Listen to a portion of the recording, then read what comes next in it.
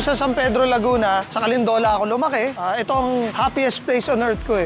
Second sa tabi ng asawa ko. Dito ko nilagay kasi halos lahat ng mga tao dito, kababata ko, kakilala ko. And alam mo yung talagang you go back to your roots.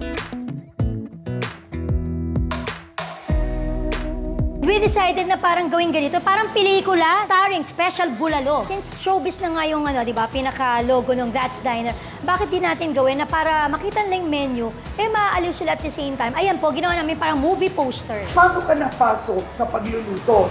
Nag-start yan nung nandun na kami sa awkward age. Gusto ko pong umarte, pero hindi ko gusto yung buhay artista. Gusto ko yung passion ng pag-acting, alam ko, kaya ko. And the money. Oh yeah, it's easy. Diba? It's easy. It's good money. Tapos, hindi naman ako magiging Piolo Pascual. Diba? So sabi ko, hindi na. Good one.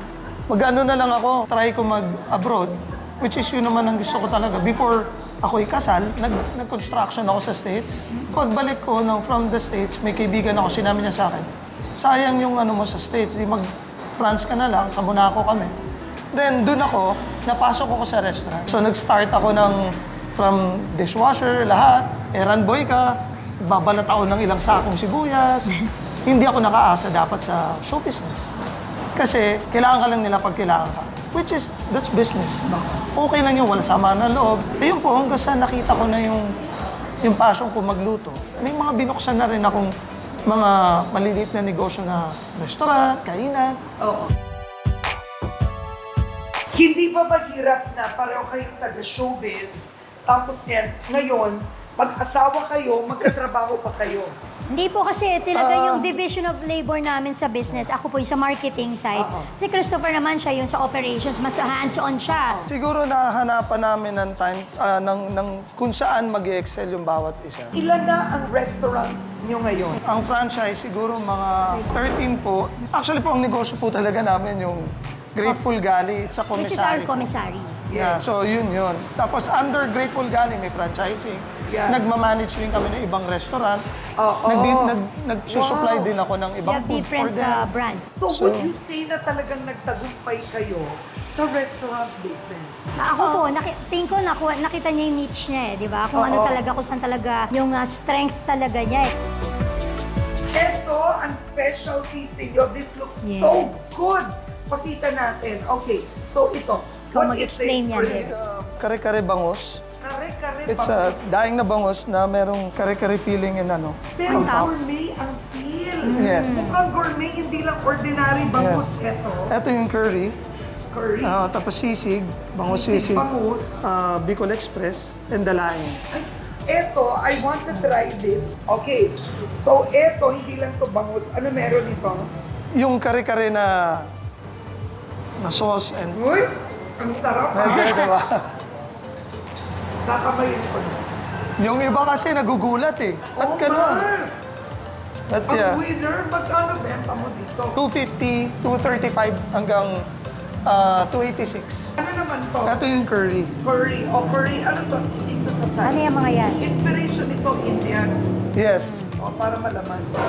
Parang ang gusto namin i-achieve sa That's Diner is parang flavors of Asia. Paano mo naiisip yun? Nag-aaral din. Minsan, tumitingin din ako pag nasa ibang bansa kami. Tumitingin ako ng kumakain kami. Ayan. Ito yung tapa namin. This is our Yung tapa. tapa. So, Alam mo, hindi ako mahilig sa tapa. Sa totoo, but I want to try this. yeah. Maraming nagsasabi masarap daw. So, okay naman. Fairness. ang sarap And ng tapa. yung gusto namin, yung lambot. Oo.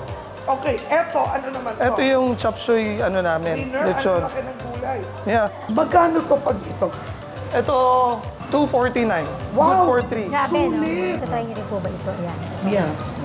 What is your favorite sa dishes nyo? Ako yung bulalo and yung sisig namin. Yes. Ano ang pinaka-sellable? It's the bulalo, the kare-kare, and the tapa. Si Christopher, walang tigil yan sa kakabukas, kaka-explore ng iba-ibang brands, ano pang pwedeng itayo. Non-stop yan eh. Pero I think, siguro hindi yung secret na hindi rin pwedeng relax ka kagad, hindi pwedeng kampante ka dahil ang hirap ng kompetisyon, di ba? Pero dapat continue to, di ba, discover ano ba yung mga bago, anong pwedeng bago nating i-offer. Miss Karen, ayan. Parang, alam mo, sa ano? That's Diner. Isa sa actually sanay na sila dito, ang mga Sanay na. customers ko. Isa sa entertainment dito ay yung mga suki kong hula hoopers. Pumupunta sila dito. Yes, to dine at the same time ay mag-hula hoop sila, Pero what nag-hula do hoop. you do pag nag-uhulaw, pinumove mo talaga yung mga... Hindi, meron talagang check. Tapos dito sila banda. Pero dyan sila. pero today, dahil nga meron tayong extra space dito, di ba? Dito sa likod ng ating That's Diner. Kaya naman, ipapakita natin, di ba? Ang ating mga hula hoopers! Okay, syempre ito na ang ating isa sa mga attractions, no? Kapag nandito sila, ang aking mga lovable hula hoopers. Serious Okay. po? Serious? Habang kumakain ako. Oo. Uhulaw. So ito ay isa sa form ng exercise at the same time ay nagturo sa akin ito 70-year-old mother ko.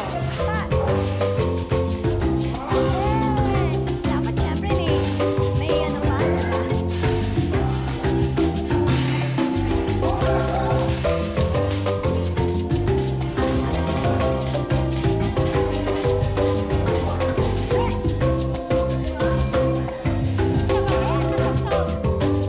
Palagay niyo, anong puhunan yung mag-asawa? Kaya talagang umuusbong ang mga negosyo niyo ngayon. Bukod sa kredibilidad, di ba, na ano man ang mangyari, hindi naman namin sisirain yung pangalan namin. Yung yung talagang faith na pagka pinanalangin namin, pinapaubayan na namin sa Ama yun. Alam namin na kung hindi man mag-succeed gayon, there's a right timing kung kailan. Una, prayers. Pangalawa, yung positivity ko. Then yung commitment. Paano makakatipid sa pangregalong kayong Pasko? Payo ng isang eksperto, mainam na may personal touch ang ibibigay mo. Pwedeng magregalo ng handmade cards o cookies. Ika nga, it's the thought that counts.